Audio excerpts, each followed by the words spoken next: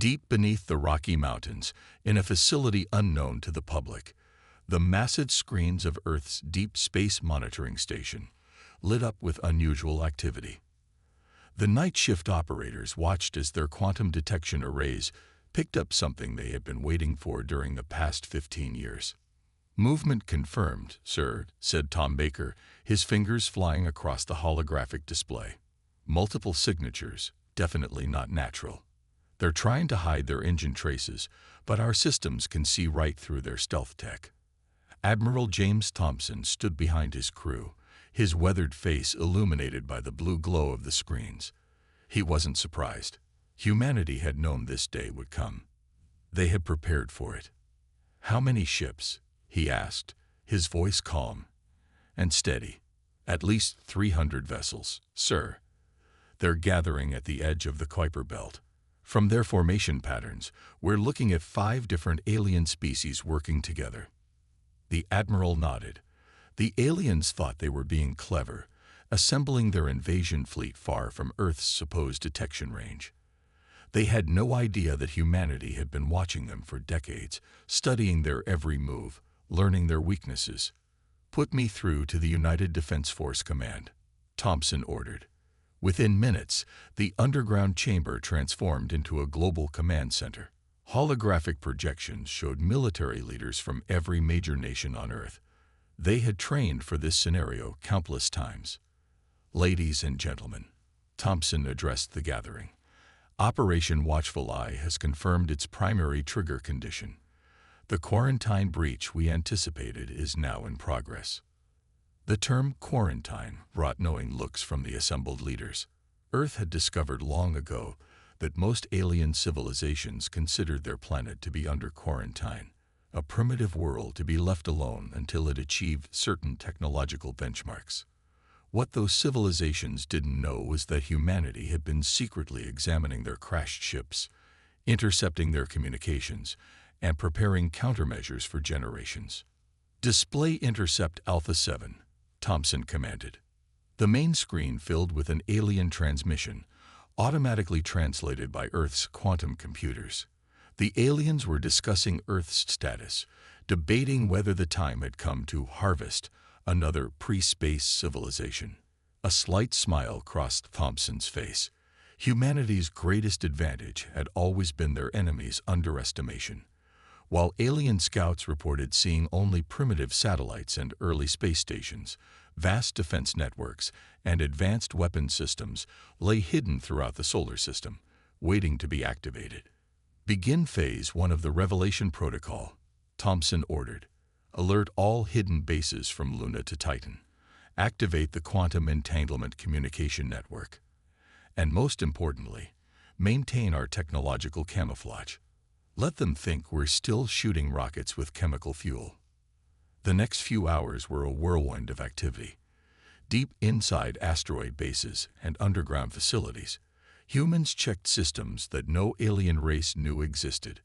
They had learned well from watching their visitors, combining technologies in ways the original inventors had never imagined.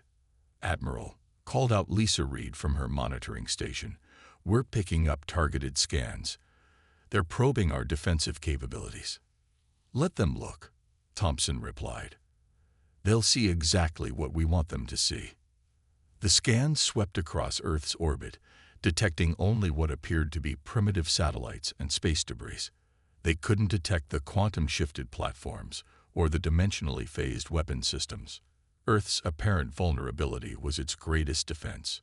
"Sir," Tom reported, "we're detecting communication between the fleet and their homeworlds. They're laughing at us, calling us easy prey." Thompson walked to the center of the command room, his posture straight and confident. "Let them laugh. Humanity has spent a century preparing for this moment.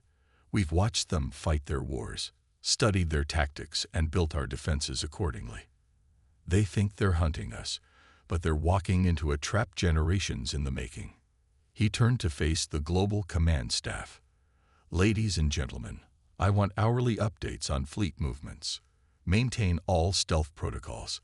Let's show these visitors why patience and preparation are humanity's greatest weapons."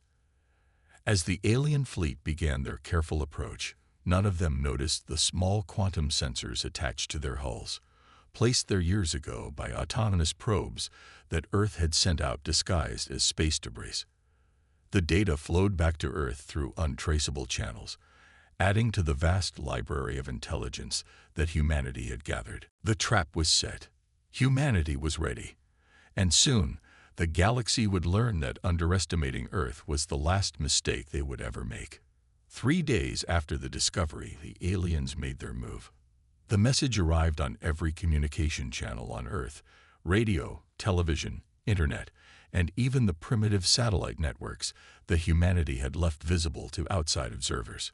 The aliens wanted to make sure every human would hear their demands. In the UDF command center, Admiral Thompson and his team watched as the alien transmission began playing on the main screen. A creature that looked like a mix between a mantis and a lion appeared, its voice translated in real time by Earth's quantum computers. Primitive beings of Earth, the alien commander spoke, his mandibles clicking with each word. "We are the combined fleet of the 5 superior species. Your planet has been chosen for integration into our empire. Resistance would be futile and unnecessary. We have conquered 37 worlds more advanced than yours. Submit now, and we will ensure your species survives as useful servants." The alien paused, probably expecting panic and fear. Instead, Thompson pressed a button on his command console. "Record response," he ordered, "and make sure our broadcast uses their own communication protocols." Around the world, humans went about their business calmly. There was no panic in the streets, no mass hysteria. This reaction was not what the aliens had expected from a primitive species facing its first contact. "Let me show you something interesting," Thompson spoke into the recorder. "Something about your recent victory at the Battle of Proxima Station." The alien commander's image showed clear surprise. That battle had happened just 2 months ago, far from Earth's supposed detection range. Thompson continued, his voice steady and confident. "Our sensors recorded the whole thing. Your fleet's right wing was vulnerable to electromagnetic pulse weapons. Your shields had a frequency resonance that could be exploited. Here's the footage."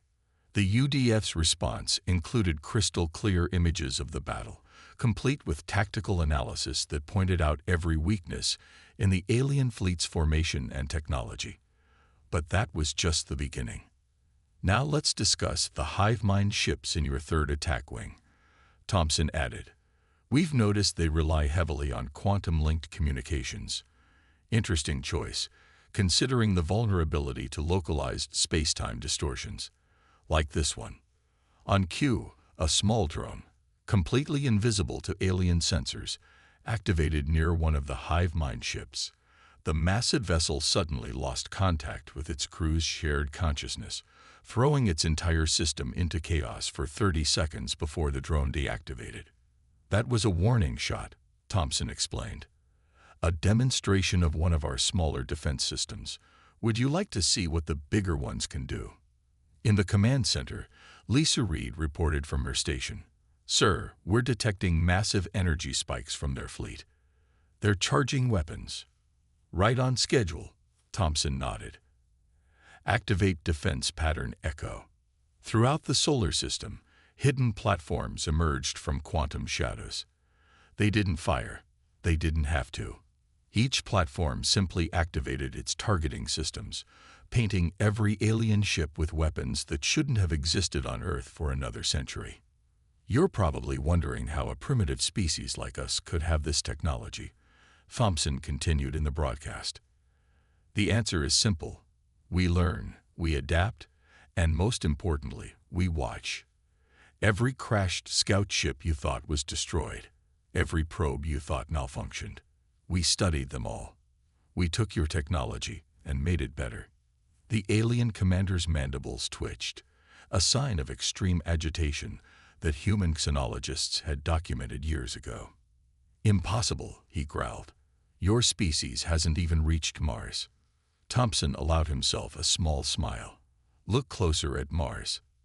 As if on cue, the red planet's surface rippled. What appeared to be a vast desert transformed.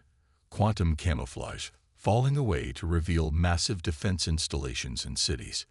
Humanity's first colony, hidden in plain sight for decades.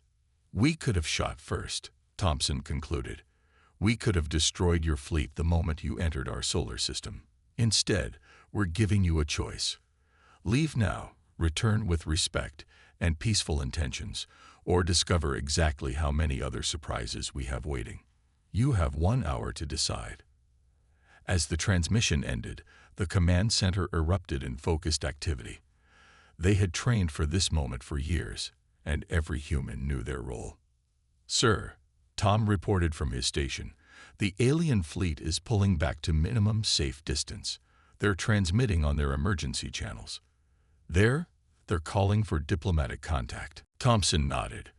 Everything was going according to plan. The message had been delivered. Humanity was not prey, and it was more than ready for whatever the galaxy might bring. Fleet Commander Cax stood on the bridge of his flagship, his claws clicking against the control panel in a rhythm that betrayed his growing unease. The massive view screen before him showed Earth, a seemingly peaceful blue planet that had just shattered everything he thought he knew about primitive species. Show me the data again, he ordered his science officer. All of it. Every scan, every record, every piece of intelligence we've gathered about Earth in the last 100 years. The screens filled with information, and for the first time, Cax began to see the pattern. What he had dismissed as random technological advances now formed a clear picture, one that made his spine ridges tingle with dread. Look here, he pointed at a series of images. 50 years ago, they cleaned up a crashed scout ship in the Pacific Ocean in less than an hour. We thought they just got lucky with the recovery. He switched to another screen. But then here, 40 years ago, they started launching what looked like primitive satellites. His science officer, Merck, leaned forward. Yes, Commander.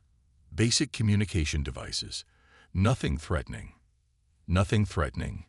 Cax laughed bitterly. Look at the design. Really look at it. Merck's eyes widened as understanding dawned. The satellites, they're perfect replicas of our early space tech, but made with Earth materials, Earth methods.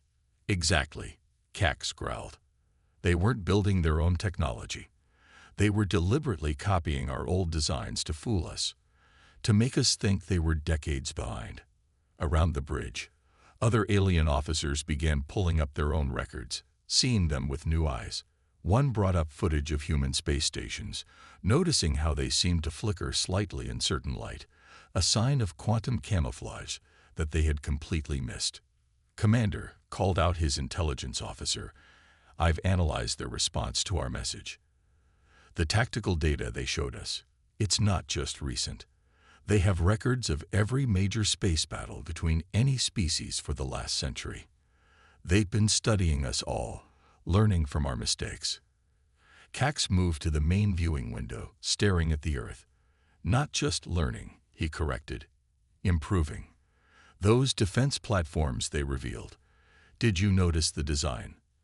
They've taken technology from all 5 of our species and combined them in ways we never imagined. A junior officer rushed onto the bridge, holding a data crystal. Commander, we've detected energy signatures from their asteroid belt. They're not just rocks. They're shipyards, massive ones, and the output readings suggest they've been active for at least 40 years. The revelation hit Cax like a physical blow. While the combined alien fleet had been preparing for an easy conquest of a primitive world, they had actually surrounded themselves with one of the most advanced civilizations they'd ever encountered. Show me their planet's power output again, he ordered. Not the surface readings. Deep scan. The results made his command staff gasp. Beneath Earth's seemingly primitive exterior lay power systems that rivaled anything in known space. They hadn't detected them earlier because they hadn't thought to look, a mistake that now seemed catastrophically foolish. They'd been playing us, Cax realized. All of us. Every scout mission we sent, every probe, every observation satellite. They let us see exactly what they wanted us to see.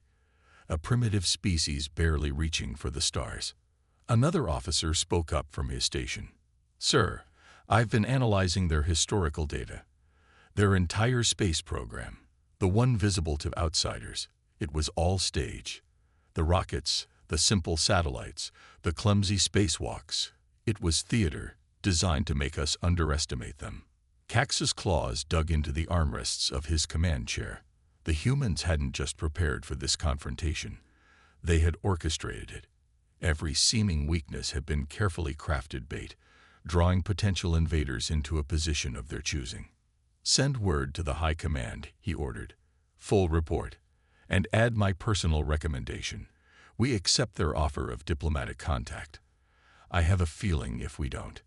He looked at the sensor readings of Earth's hidden defense networks one more time. "If we don't, we might not get another chance." As the message was sent, Cax couldn't help but admire the human strategy. They had achieved what no other species had managed. They had hidden their true strength until the perfect moment, turning their supposed weakness into their greatest weapon. Not everyone in the alien fleet agreed with Commander Cax's decision to seek peace. A group of young warriors from the most aggressive of the 5 species decided to prove themselves by testing Earth's defenses.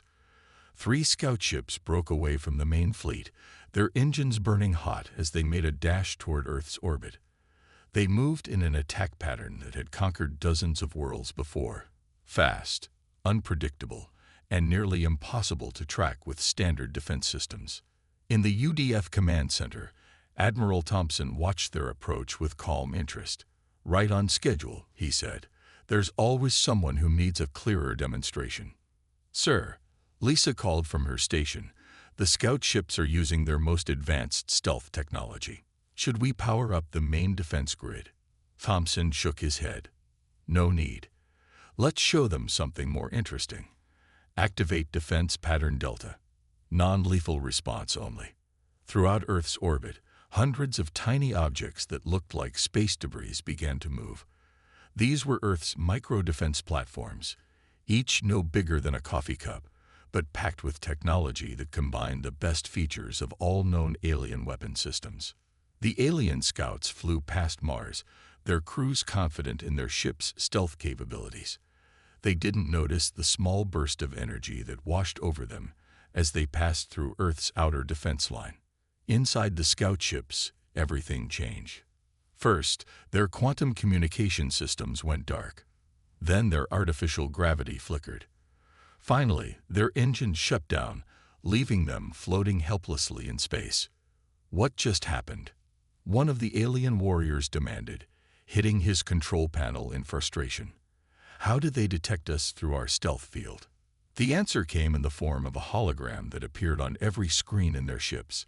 It showed a detailed diagram of their own vessel, with every weakness clearly marked in red. Admiral Thompson's voice came through their speakers. "Your stealth technology relies on bending light and energy around your ships," he explained as if teaching a class.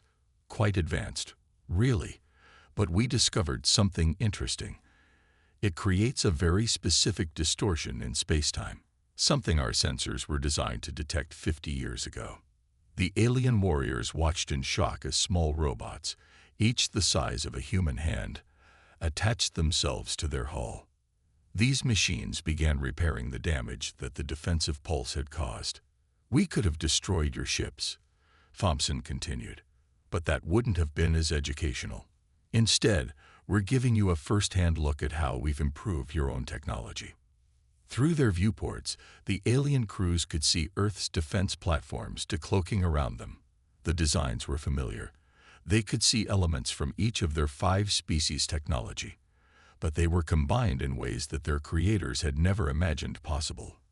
"Those repair bots fixing your ships," Thompson said. "They're based on maintenance drones we found in a crashed ship 30 years ago. We made them smaller, faster, and smarter. The energy pulse that disabled you, that came from studying the weaknesses in your own weapons. Even the metals in our defense platforms were developed by analyzing fragments of your ships." One of the alien warriors, his pride stung, reached for his weapon controls. "We still have weapons. We can still." His controls didn't respond.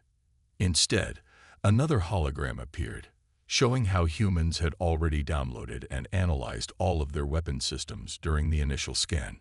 "Let me be clear," Thompson's voice had an edge of steel now. "We're not showing you these things to humiliate you. We're showing you because we want you to understand exactly what you're dealing with. Earth isn't helpless. We're not primitive. We've just been very, very patient." The repair bots finished their work and detached from the scout ships. Their engines came back online, and their systems returned to normal. "You have two choices," Thompson concluded.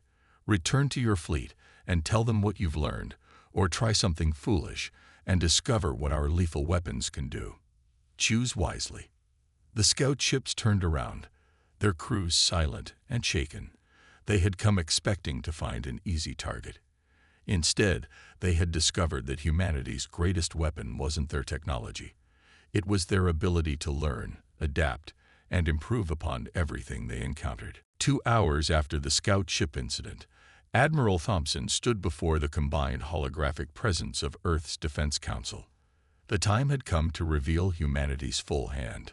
"The alien fleet has retreated to the edge of our solar system," he reported, standing tall in the center of the command room. "Their leadership is in chaos. Now is the time to deliver our terms." The council members nodded in agreement. For decades, they had planned for this moment. Every nation on Earth had contributed to this strategy, setting aside old rivalries in the face of a greater challenge. "Begin Operation Mirror," Thompson commanded. Across the solar system, hidden satellites activated. These weren't weapons. They were projectors, creating massive holograms in space. Before the alien fleet's stunned eyes, they displayed images of their own homeworlds. But these weren't just any images. They showed real-time footage of hidden human installations near every major alien world. Bases that had been constructed in secret over the past 50 years, disguised as asteroids or space debris. In the alien flagship, Commander Cax received the transmission with growing amazement. "Impossible," he whispered, watching the feeds. "They've been in our systems all along." Admiral Thompson's voice carried across space once again. "Let me be clear about our position," he began, his tone firm but not threatening. "Those bases you're seeing, they're not invasion forces. They're not weapons platforms. They're insurance." The screens showed more details, small, stealthy human outposts hidden throughout alien territory. Each one had been built slowly, carefully, over decades of patient work. "For the past 50 years, Thompson continued, "while you thought we were barely reaching our moon, we were studying your civilizations, learning your languages, understanding your cultures, and yes, placing observers near your worlds." The UDF command center hummed with activity as data streamed in from these hidden bases. They showed alien reactions, military movements, and political responses in real time. "Here are our terms," Thompson announced. "First, Earth and the entire solar system will be recognized as sovereign human territory. No negotiations on this point." He paused, letting that sink in before continuing. "Second, we propose the establishment of fair and equal trade relations. Your technology may be advanced, but we've developed innovations you haven't even imagined yet. We're willing to share through proper diplomatic channels." The screen shifted to show human technological achievements, advances that combined the best elements of all 5 alien species' technology into entirely new forms. "Third," Thompson's voice carried the weight of authority, "any aggressive action against Earth or human interests will be met with immediate consequences, not through violence, but through the complete shutdown of your critical systems. We've had decades to study your infrastructure. We know exactly how it works and how to stop it." To demonstrate this point, a small human probe near one of the alien worlds activated briefly. Instantly, a major alien city's power grid flickered, just for a second, but the message was clear. "Finally," Thompson concluded, "we want to make something perfectly clear. Earth doesn't seek dominion over your worlds. We don't want your territory or your resources. All we want is our place among the stars." as equals, not servants. The command center fell silent as they waited for the alien response. Lys's console lit up with incoming transmissions. "Sir," she reported, "we're receiving signals from all 5 species. Their leaders are. They're requesting emergency diplomatic talks. They're calling for an immediate ceasefire and negotiation of terms." Thompson allowed himself a small smile. Humanity's patient strategy had worked perfectly. They had turned their greatest weakness, their late arrival to the galactic stage, into their greatest strength. "Tell them we accept," he ordered, "and inform them that we've prepared a neutral meeting station in orbit around Saturn, one that's been waiting for this day for 20 years. As the messages were sent, Thompson looked at the image of Earth displayed on his screen. For centuries, humanity had looked up at the stars and wondered if they were alone. Now they had their answer, and they had made sure they would face it on their own terms.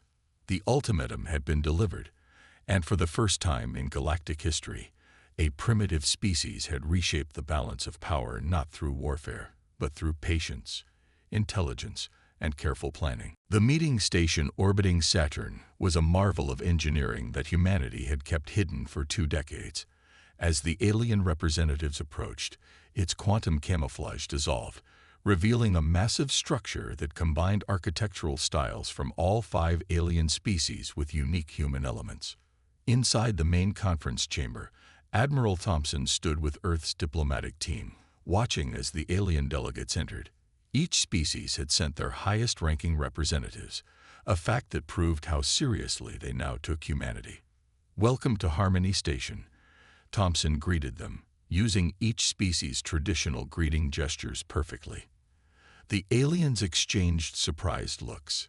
Humans weren't supposed to know these cultural details. Commander Cax, now serving as his species' diplomatic representative, spoke first. "You've had this station here all along, right under our sensors." "Yes," Thompson replied simply. "We built it using technology reverse-engineered from various crashed ships, but we improved upon the original designs. The station's quantum shielding, for example, combines your species' stealth systems with 3 others, something none of you thought possible." The alien delegates moved to their seats around the circular table. Above them, a holographic display showed the solar system, with every human installation now visible. The sheer number of hidden bases and facilities made several delegates shift uncomfortably in their seats. "Let's address the question everyone is thinking," Thompson began. "How did humanity manage to hide all this?" "The answer is simple. We played to your expectations. Each of your species believes they are superior to the others. None of you thought to look for technology that combined all of your advances." He gestured, and the hologram changed to show examples of human innovations. "We took your quantum drives and made them more efficient. We studied your AI systems and made them work together in new ways.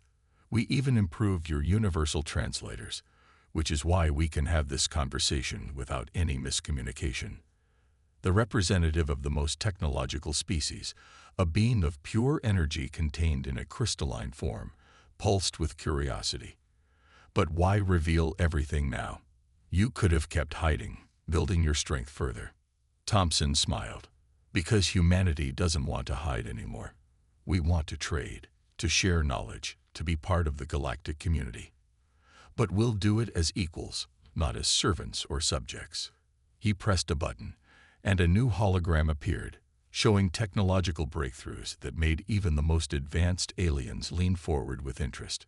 "These are just a few examples of purely human innovations," Thompson explained. "Things we created by combining your technologies in ways you never imagined. We're willing to share them through fair trade agreements." The reptilian delegate hissed softly. "And if we refuse?" "Then we go our separate ways," Thompson replied calmly. "Earth keeps its sovereignty. Our hidden bases stay where they are, watching. And you lose the chance to benefit from human innovation. We don't need to be enemies, but we won't be victims either." The chamber fell silent as the aliens processed this. They were used to dealing with new species through conquest or subjugation. The idea of a truly equal partnership was foreign to them. Finally, Commander Cax spoke again. "You've changed everything. The balance of power, the rules of first contact, all of it. No species has ever done what humanity has achieved. That's because you all focused on being the strongest," Thompson explained. "Humanity focused on being the smartest. We learned from everyone, took the best of everything, and made it better. Now we're offering to share that knowledge." The energy being pulsed brightly. "I propose we accept humanity's terms. A new era of cooperation could benefit us all." One by one, the other delegates nodded in agreement. They had come expecting to negotiate from a position of strength. Instead, they found themselves eager to learn from the very species they had planned to conquer. As the formal agreements were drawn up, Thompson looked out at Saturn's rings glittering in the distance. Humanity had done more than secure its place among the stars. It had changed the very nature of interstellar relations, not through force of arms, but through patience, intelligence, and the willingness to learn from everyone. 1 month after the negotiations at Harmony Station, Earth had changed. The skies above every major city now showed the truth that humanity had hidden for so long. Massive defense platforms hung in orbit, their quantum camouflage no longer necessary. Space stations that had been invisible for decades revealed themselves, showing the world how far humanity had really come. Admiral Thompson stood in his office at UDF headquarters, looking out at the Rocky Mountains. On his desk, a holographic display showed live feeds from across the solar system. Human ships now moved freely through space, no longer pretending to be primitive vessels running on chemical rockets. "Final report ready, sir," Tom said, entering the office with a datapad. "The transition is proceeding exactly as planned. All 5 alien species have honored their agreements. Trade routes are being established. Knowledge exchange programs are starting next week." Thompson nodded, picking up a small piece of metal from his desk. It was a fragment from the first alien ship he'd helped recover 40 years ago. "You know, Tom, some people thought we were wrong to hide our progress for so long. They said we should have shown our strength immediately. But they didn't understand the long game," Tom replied, having been part of the program for the past 15 years. "Exactly." Thompson placed the fragment back on his desk. "If we'd revealed ourselves too soon, it would have been a war. Instead, we turned our greatest weakness, being late to join the galactic community, into our greatest strength." The hologram shifted to show Mars, where the massive cities that had been hidden beneath quantum shields now gleamed in the sunlight. Earth's first colony had grown into a thriving world, while the rest of the galaxy thought humans were still dreaming of reaching it. Latest update from the Interstellar Cooperative Council. Lisa's voice came through the comm system. "All 5 species have ratified the final treaties. We're officially equal partners in the new Galactic Alliance." Thompson smiled. The cooperative had been humanity's idea, a new way for species to work together instead of fighting for dominance. Already, it was changing how the galaxy functioned.